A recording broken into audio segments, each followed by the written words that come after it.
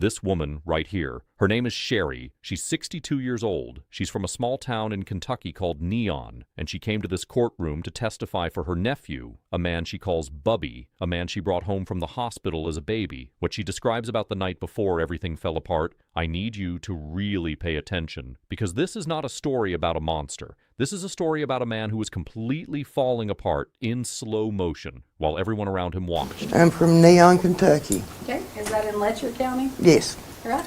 Do you know Sean Mickey's sons? Yes. What do you call him? I call him Bubby. Bubby? Okay. Yes, he's biologically my nephew, but my mother and father raised him. Well, that was my next question. What's your relationship to him? So, Yes. you're his aunts, is Yes. that correct? Yes. All right. Now, how close of a relationship do you have with Mickey now? Very close. And has it always been close? Yes. Okay. How much older than Mickey are you? I'm 62. He's getting ready to be 45. Did you ever live with Mickey? Yes. And is it okay with you if I call him Mickey? I know you call him Bubby, Yeah, I but call don't him think we're that Mickey, close yeah. yet, so he may not like that. I want to ask you about the date September 18th of 2024. Do you recall the events of that day? Yes, it's the day he stayed all night with me. Okay. And you said that's the day he stayed all night with you. So you saw Mickey that day, is that Yes. right? Yes. Okay. And about what time that day did you see Mickey? It was late in the day when he came by the house. It wasn't dark, but it was later in the day. Okay. And when he showed up to your house, did you know he was going to stay the night with you? Yes, he told me. Was it common for Mickey to spend the night with you? No. Why was he going to stay the night with you that night? I think it was going to be just to let his wife and daughter rest, where he had been such a nervous wreck and wasn't sleeping. Okay. You know. So you said he was going to let his wife and daughter rest. Now tell me, Yeah. why couldn't they rest? Because he couldn't sleep and he was wiping the floors, and I guess he was aggravating them. Okay.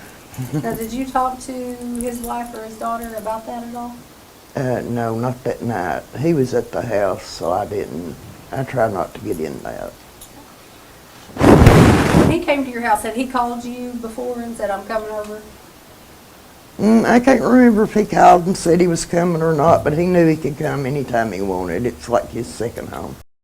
Quick pause here. Mickey wasn't just any man. He was the elected sheriff of Letcher County, the top law enforcement officer in his community.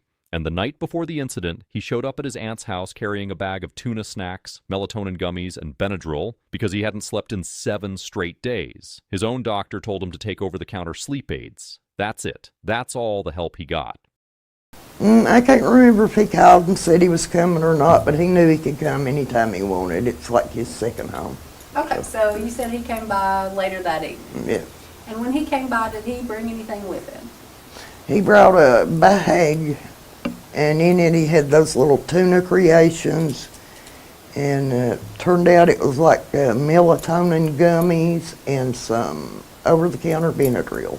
And did he have anything to say about why he had Benadryl or melatonin gummies? Well, he hadn't been sleeping, and it's like he hadn't slept in 7 days and nights. And he had went to the doctor, and they had told him to take the Benadryl and the melatonin to help him rest. When? I'm assuming it was that day or the day before. It was very close. So he had gone pretty close in time to when he Yeah. You don't know for sure the day? Yeah, no. Okay. And the doctor recommended to him to take melatonin and Benadryl to Right. try to get some sleep. Over the counter. Okay. Just sit around for a minute. He was real fidgety, walking from one door to the next. It kept getting later, and I take oxygen at night, so I sat in my recliner at night and take my oxygen. So I give him a bed in my house. I have an extra bedroom. Told him to go lay down. He goes in, he lays down for a few minutes, and then before I know it, he's right back in the living room with me, and he's carrying a pillow. And I said, "Baby, can't you sleep?" And, no, I just can't. And he would take like melatonin and Benadryl, sit there, keep his phone in his hand. And he was watching his security cameras, watching around his house. So he's watching the security cameras at his house? Around his house, yeah. At his house, okay. Yeah. And you said, let me go back to the melatonin and Benadryl. So he's taking melatonin and Benadryl. Did he take that at the same time? Yes. Do you know what kind of Benadryl or melatonin it was? How many milligrams, anything like that? I don't know, but I've still got them at home in the bag he had them in. Okay. So about how many, if you had to guess, or if you know, don't guess, if you know, how many melatonin, how many Benadryl did Mickey take that night? I'd say about 3 to 4 Benadryl and about the same with the melatonin gummies. And did those seem to have any effect on him at all? No. And so did he sleep? No. He couldn't lie down. He couldn't sit still. Pillow in hand, phone in hand, pacing door to door, watching live security feeds of his own house all night long, Benadryl and melatonin doing absolutely nothing. And what was he watching for? Did he have concerns about what was going on around his house? Oh yeah, he was paranoid. He thought somebody was going to be around his house and, you know, like, I guess do something, bother something. What was he concerned about in terms of someone being at his house? He was worried about Lila and Caroline, his wife and daughter. He's worried about his wife and daughter. Yeah. Did he say anything at all? Did you get any indication of why he would be worried about his wife and daughter? No, but I knew he was under a lot of pressure, a lot of stress. Did he mention that there had been any specific threats to him? Nothing specific, but I just, you know, you could tell the way he acted, it was bad. Bad. He was horrified. He was scared to death. He was scared to death? Yeah. You don't know what he was scared to death of? No, but, you know, I had my theories, but... Well, let's not talk about theories. That's my theories, but that's not what it was, you know, that I know. No, but he did try to get me, the daughter my mother adopted a child, and at the time she'd been at the doctor's office, had a headache, passed out, done MRI, she was in the bed. Well, Mickey at one point tried to get me to ride up by his house, just to check around his house and make sure it was all right, and he wanted me to leave her in the bed. Anybody that knows Mickey would have never suggested you leave a junior in high school in the bed by itself when it's dark outside to go check around somebody's house. He wanted you to go with him to check on his home. Yes, his home. Had there been something that made him want to go out there? There was a guy walking down the back street behind his house, and you could see his legs. And he was just walking down the alleyway, but it was enough to freak him out. What did he think was going to happen, if you know? Just my opinion, I think he thought they was going to like circle around by his house. And do what? I don't know. He said he was concerned about Caroline and Lila. Mm-hmm. And what was it about Caroline and Lila? Did he mention anything specific to them, what he was afraid of? A man walking down an alley. Just legs. Just someone passing through. That was enough to send him into a complete spiral. He wanted to leave a sick teenager alone in the dark to go check on his house. His aunt said, anybody who knows Mickey knows he would never do that normally. This was not Mickey. Something had already broken inside him. And then she describes him in one single word. Now, you've known Mickey for a long time. Mm-hmm. His whole life? Yeah, yep. Brought him home from the hospital. You familiar with his normal behavior? Yeah. What's Mickey like normally? He's a jokester. He likes to laugh, play. He helps people a lot. He's a good guy. Hyperactive. He goes out and does stuff without you having to beg him to do it, you know, or ask him. If he sees you need help, he'll help you. Was his behavior that night consistent with his normal behavior? No.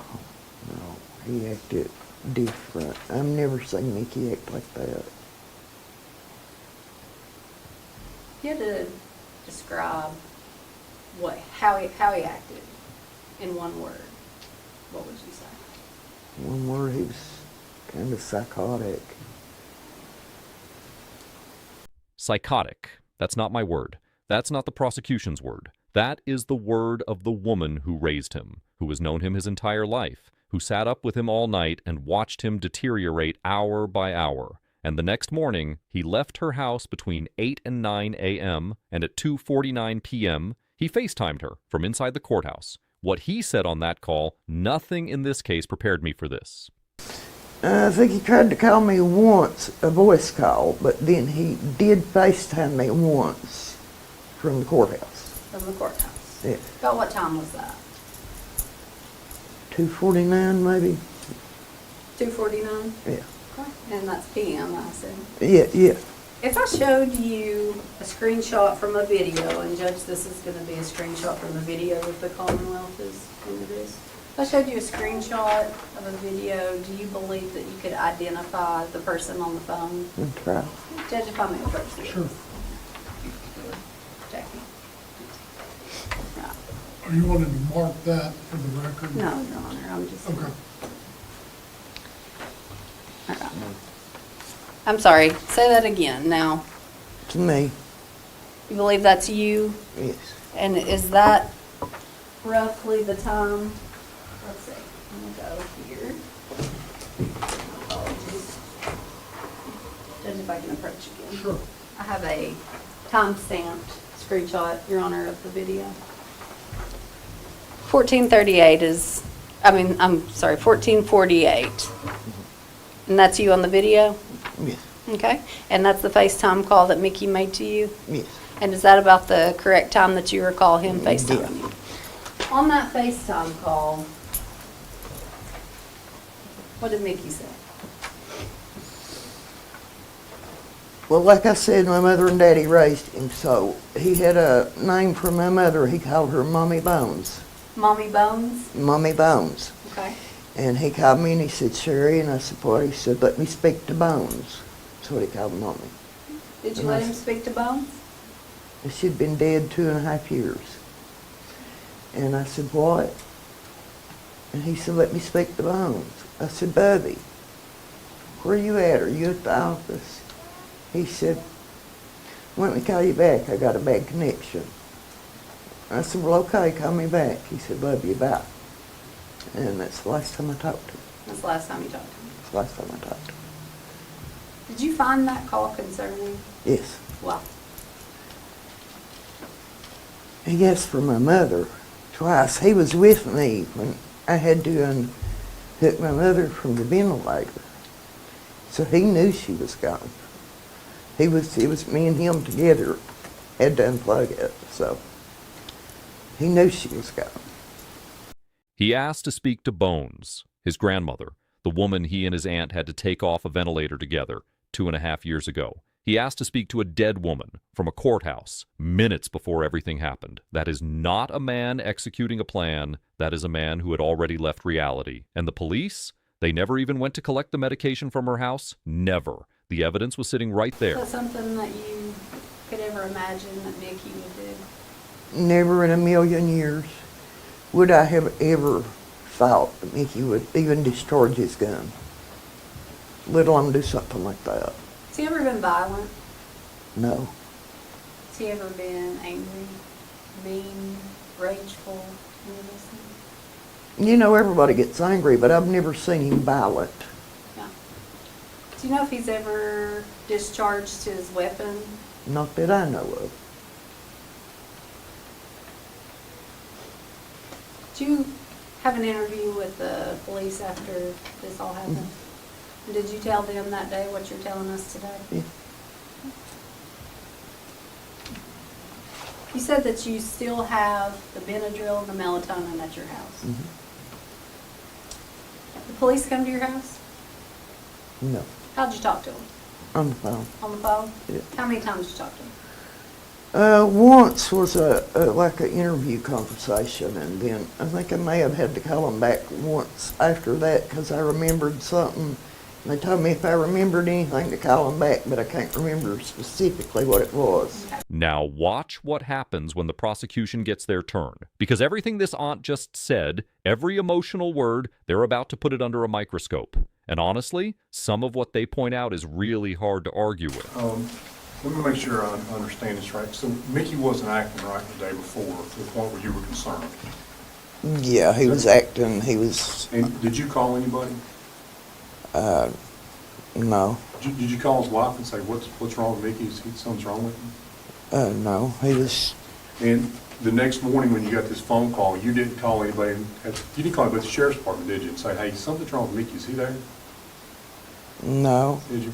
And you didn't call his wife that day either, did you? And say, Mickey's not acting right, he asked about bones, is something going on with Mickey? You didn't call her either, did you? no. When he called and asked for my mother, Yes, ma'am.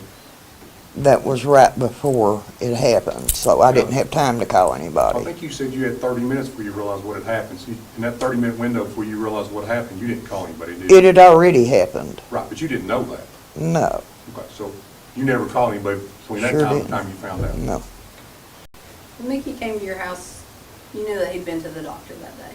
yeah, Okay. And you knew that there'd been some concerns about his mental health, yes, and that was the reason he was taken to the doctor. yes, And when he was at your house, he kept the cameras on at his house all night long. watching his house. Did he ever turn them off? No, Did they keep you up at night? I could hear the little crickets and jar flies all night. And was he concerned the entire time about what was going on with his Yes, life? he and was. health? Yes, That's he all I was. have to. The prosecution landed one punch that nobody in that courtroom could shake. She watched him all night. She saw him deteriorating. She heard him ask for a dead woman on the phone. And she never called anyone, not his wife, not a doctor, not the department. In that 30-minute window, nothing. Maybe she was in shock. Maybe in small towns you protect your own. Maybe she just didn't believe it could go that far. But here's what stays with me. The doctor knew. She knew. And the medication is still sitting in a bag at her house.